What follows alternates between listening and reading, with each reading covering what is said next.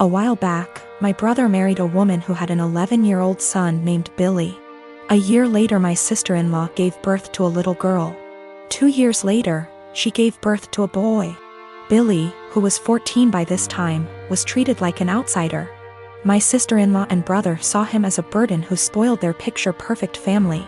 If you asked my sister-in-law how many kids she had, she would say 2. Billy started acting out.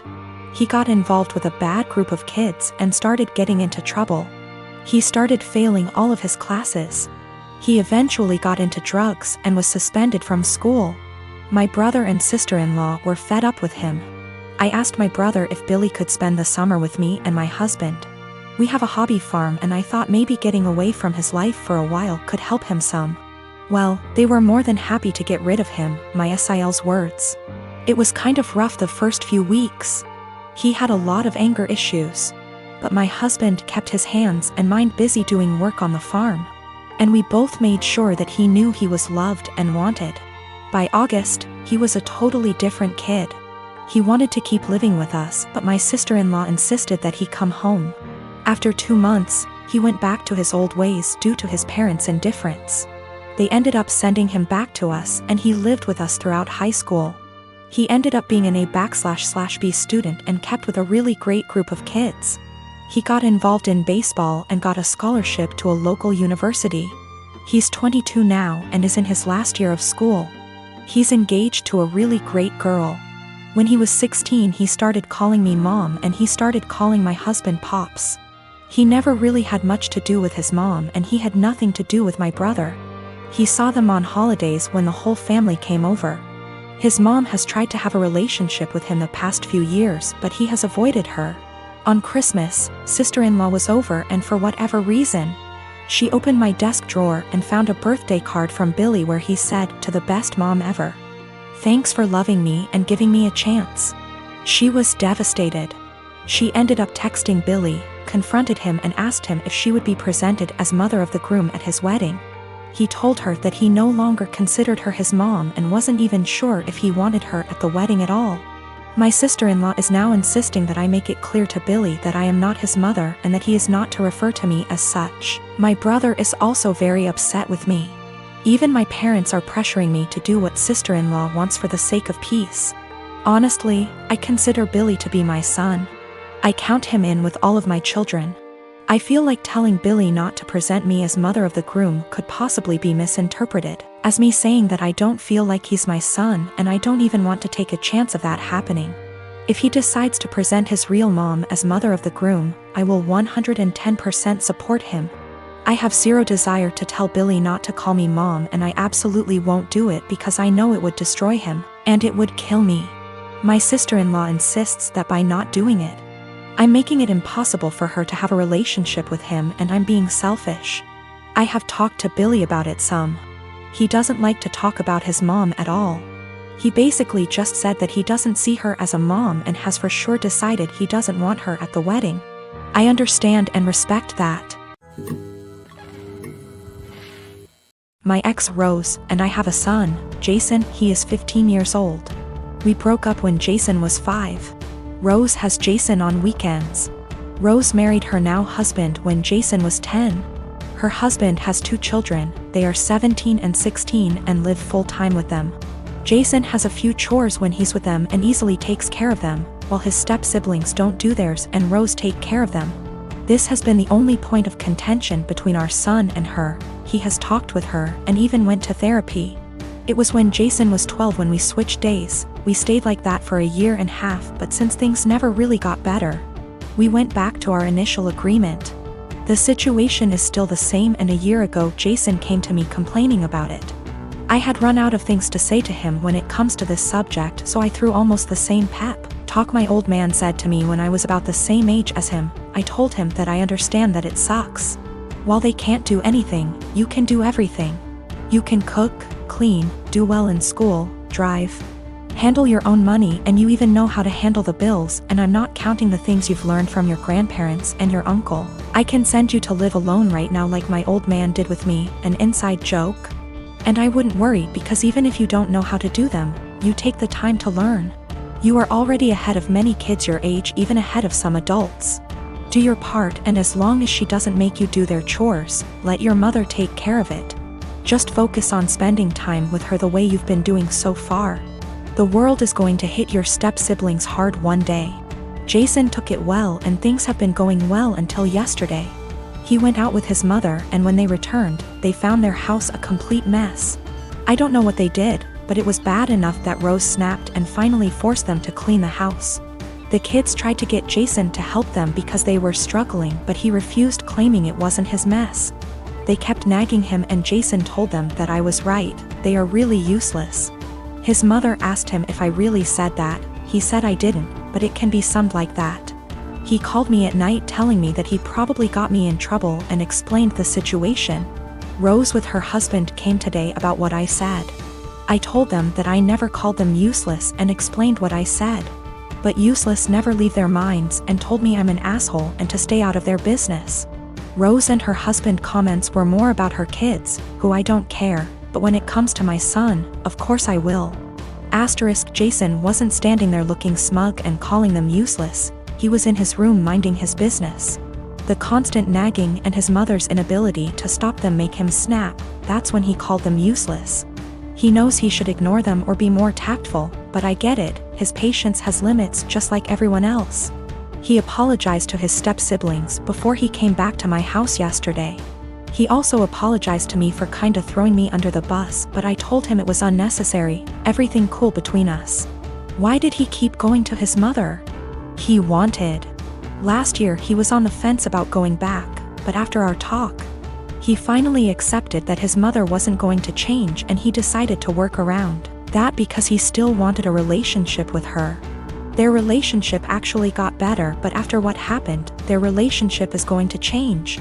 We have to wait if it is for better or for worse. Him and I talked, and he's still thinking about what to do, but he says that he'll probably do what he had planned last year. He will spend time with her but will not go to her house anymore. He's taking a few days to let things settle down, and then he'll let his mother know. She is not going to like it, but alas, she's not in a position to demand or ask. I have a home daycare. I like to think I'm pretty lenient, but I do have one big rule: don't make me the bad guy. I understand we might have different rules, but don't make your child resent me by not backing me up. Anyway, another rule is I don't allow outside toys or electronics. Kids can bring stuffed animals for nap if they're sleeping on rest mats, but I don't want to be responsible if something gets broken. Years ago, I used to let kids bring whatever. Then a cheap McDonald's toy broke by accident, kid was upset and mom got mad at me.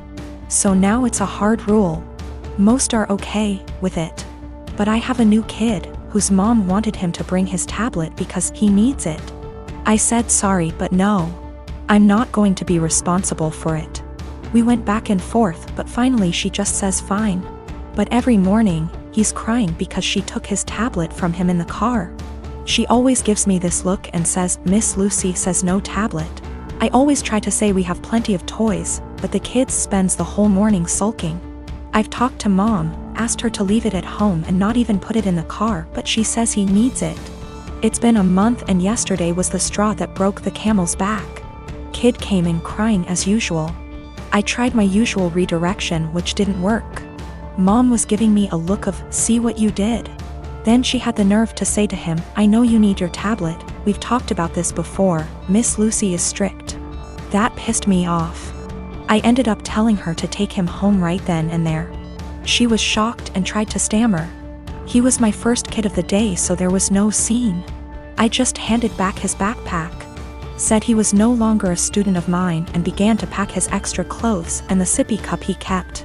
Mom was in tears as she left. My husband thinks she was right. I'm too strict and should have broken policy instead of causing drama. There was no medical need for the tablet. It was all just that he wanted it. I'm not making a waiver for electronics. That won't stop other issues with the tablets, such as jealousy and drama, so my "don't make me the bad guy" rule has been misunderstood, partly as I worded it poorly. I don't expect blind obedience. No one has to agree with my rules. They can challenge them, to me. But to their kid, I'd rather them explain everyone has different rules, and that while they're with me, things will be different. I do the same with parents who have different rules than mine. I never say they're wrong or strict, I say that we have different rules at school and to listen to mom and dad. This is also a policy for pacifiers, bottles, and potty training. I'll approach any of these milestones when you ask, but you have to be working on it at home too. The kid won't progress if they only go pee on the potty at home. And the child was not autistic or non-verbal. If he was, an exception would be made.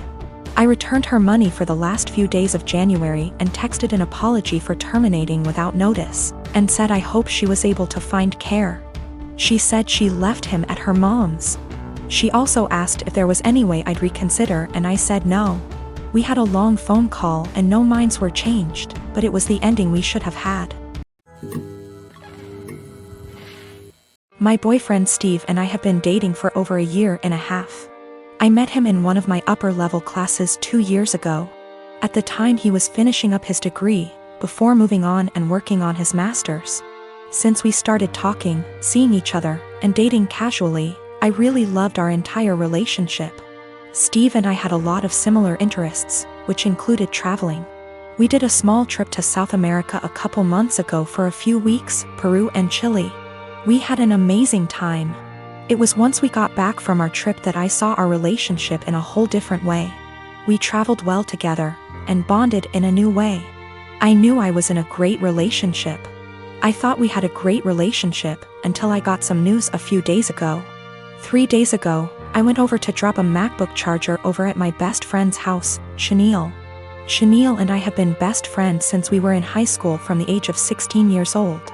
I have always considered her to be my number one and closest person in my life. I have noticed that the past 6 months we haven't hung out in the same capacity that we usually have. Both of us have been busy with our lives, school, work, relationships, etc. But I kinda got the feeling after this past year of university around April that she was starting to move away. She had a bad with her ex that lasted under a year. He cheated on her with a coworker, and the rest is history. They broke officially around the end of January. As I went over to drop off her extra charger that she borrowed, I talked with her mom for a bit. Chenille ended up getting called in to pick up an extra serving shift at the restaurant she has worked at during her degree. Her mom wanted to talk to me about a few things. I was puzzled. Chenille's mom was always really outgoing and funny. We had known each other for over 8 years at least. But she wanted to have a serious talk. Chenille's mom, Karen, went on to tell me that she saw Steve and Chenille sneak around the back of the house about a month or so ago. Karen went on to explain that she noticed this happening 2 other times. At first, she thought we were all hanging out. But Karen told me that she got a weird gut feeling on this situation. She told me that I should talk to Steve and Chenille ASAP. Steve and I were supposed to go out for dinner last night. He picked me up, and off we went.